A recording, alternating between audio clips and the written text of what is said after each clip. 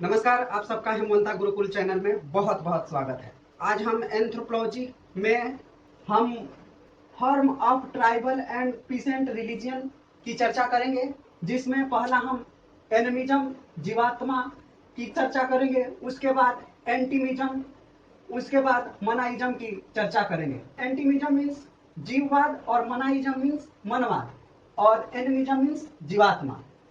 ये जो एनिमिज्म है ये ईबी टाइलर का दिया हुआ डिफिनीशन है और दूसरी जो है एनिमिटिज्म जो आर मारेल का दिया हुआ है। अब हम पहले एनिमिज्म की चर्चा करते हैं।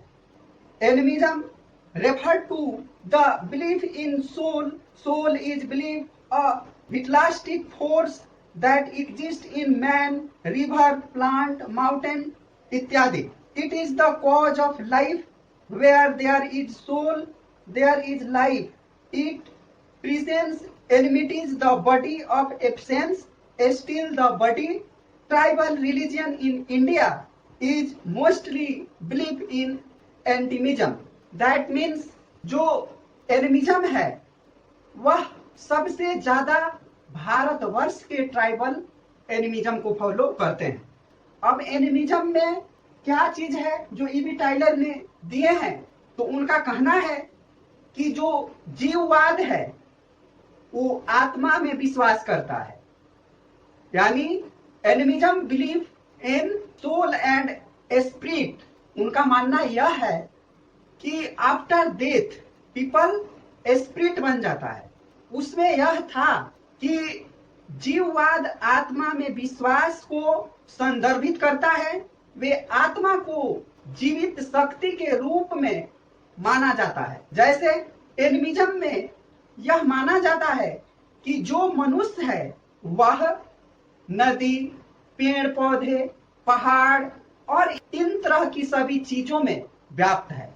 उसके बावजूद जो यह जीवन है, यह जीवन का कारण है कि जहां आत्मा है वही जीवन है और जहां आत्मा नहीं है वहां जीवन असंभव है। इसकी उपस्थिति शरीर को जीवित करती है और इसकी अनुपस्थिति शरीर को स्थिर करती है। मैंने पहले ही कहा कि इस चीज को मानने वाले सबसे ज्यादा जो लोग हैं, जो ट्राइब है, एनिमिज्म को मानने वाले ट्राइब ज्यादातर भारत में है। और ये जो मैंने सारी चर्चाएं की, इसमें यह सब कंसेप्ट ईबी टाइलर जी का दिया हुआ है। अब हम आ जाते हैं एंटीमिज्म आर मारेल की चर्चा। इसमें animatism divided into two part.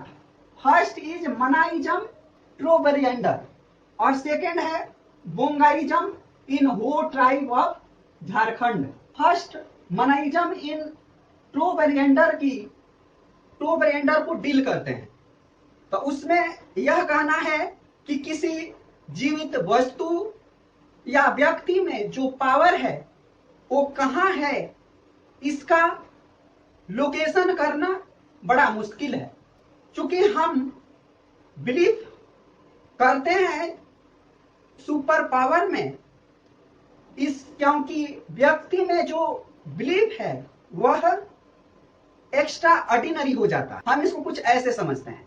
इस प्रोबरिएंडर में हम यह पाते हैं कि अगर कोई शक्ति है वह व्यक्ति में कहां उपस्थित है, इसका अगर हम लोकेशन खोजें तो यह मिलना मुश्किल है। इसलिए जो पावर है वो व्यक्ति में स्थित है और उसको मान लेना ही इस में समाहित है। क्योंकि व्यक्ति में जो पावर है, जो एक्स्ट्रा ऑर्डिनरी जो शक्ति है, वह दिखाई नहीं देता है, परंतु उसके बिहेवियर से हमको यह पता चल जाता है कि इसमें कोई ना कोई एक्स्ट्रा ऑर्डिनरी शक्ति है।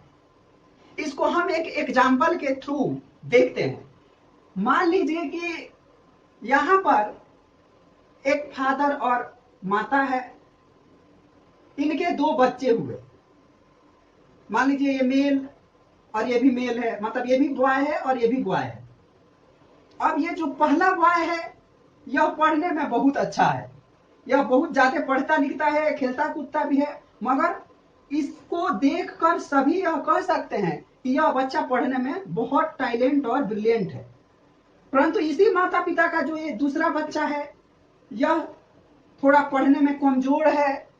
कोई इसको देखकर यह नहीं कह सकता है कि यह कुछ आगे कर सकता है, यह पास हो पाएगा या नहीं हो पाएगा। जब इन दोनों का रिजल्ट आता है तो हम यह देखते हैं कि ये जो सबसे पढ़ने वाला तेज लड़का था वह फेल कर गया, वह फेल कर गया, और ये जो दूसरा कमजोर बच्चा था जो पढ़ने लिखने में बहुत कमजोर था वह क्या हो गया, पास हो गया। अब हम क्या कहेंगे या इस पे हम यही कहेंगे कि देखो, देखने में तो ये बड़ा होशियार लगता था मगर पास हुआ कौन, ये।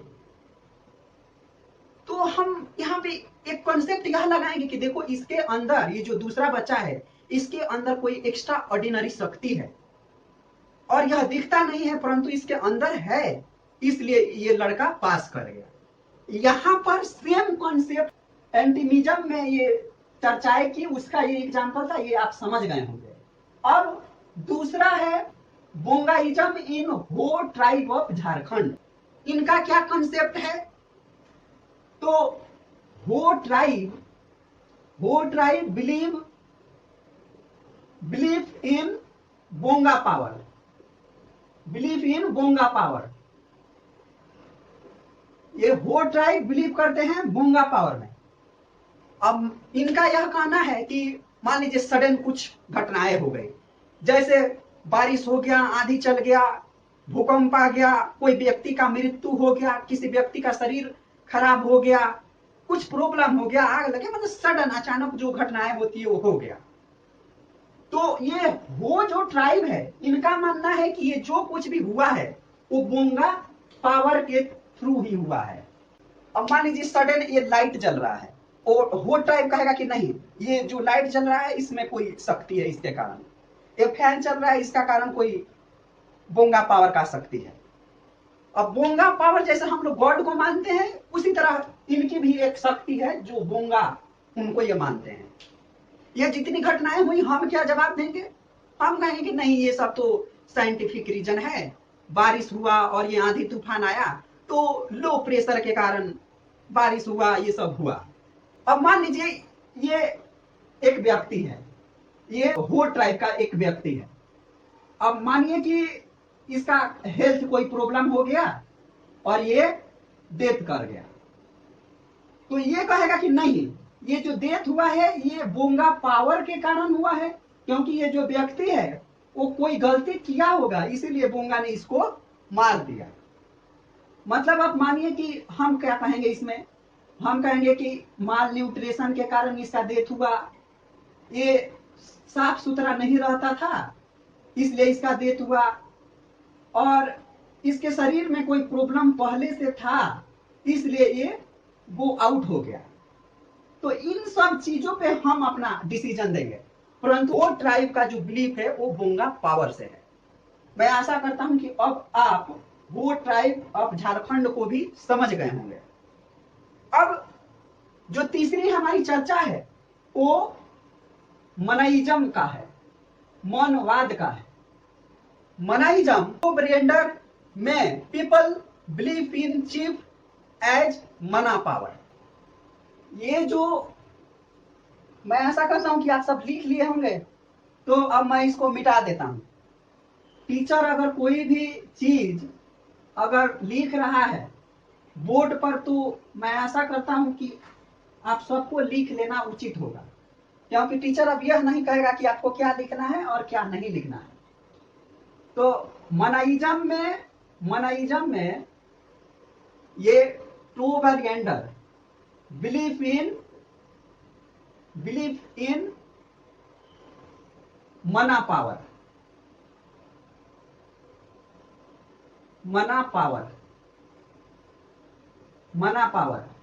ये चीफ को मानता है। ये किसको मानता है, चीफ को मानता है। इसका मानना यह है कि अगर हम चीफ को टच करेंगे, चीफ इसकी शक्ति है। जैसे यहाँ पे हो ट्राइब में हमने क्या देखा कि इनका बोंगा पावर है। हो ट्राइब में हमने क्या देखा कि इनका बोंगा पावर है। उसी तरह इनका चीफ पावर है। चीफ जो है उसमें ये मना पावर को मानते हैं। तो मना पावर में इनका यह कहना है कि अगर हम मना शक्ति को टच करेंगे, उसको छेड़ेंगे, उनके अनुसार नहीं चलेंगे तो वो हमको हार्म पहुंचाएगा, यानी हमको नुकसान पहुंचाएगा। नुकसान मान लीजिए कि जैसे वो ट्राइब में कोई व्यक्ति का मृत्यु हुआ, कोई घटना हो गई, तो इन सबको जो ये मनवाद है वो मानेगा, मनाइज्म इसको मानेगा कि इसमें जो घटनाएं हुई वह किसके कारण हुई, मना शक्ति के कारण। अब मैं आशा करता हूं कि आप सब एनिमिज्म जीवात्मा, एंटिमिज्म जीववाद और मनाइज्म मनवाद को समझ गए होंगे। अगर तब भी आपको कुछ डाउट है तो आप कमेंट बॉक्स में लिखकर आप क्वेश्चन कर सकते हैं। मैं कोशिश करूंगा उस क्वेश्चन का जवाब देने के लिए। और इसी के साथ आज की चर्चा यहीं पे खत्म हो जाती है। आप सबका बहुत बहुत धन्यवाद।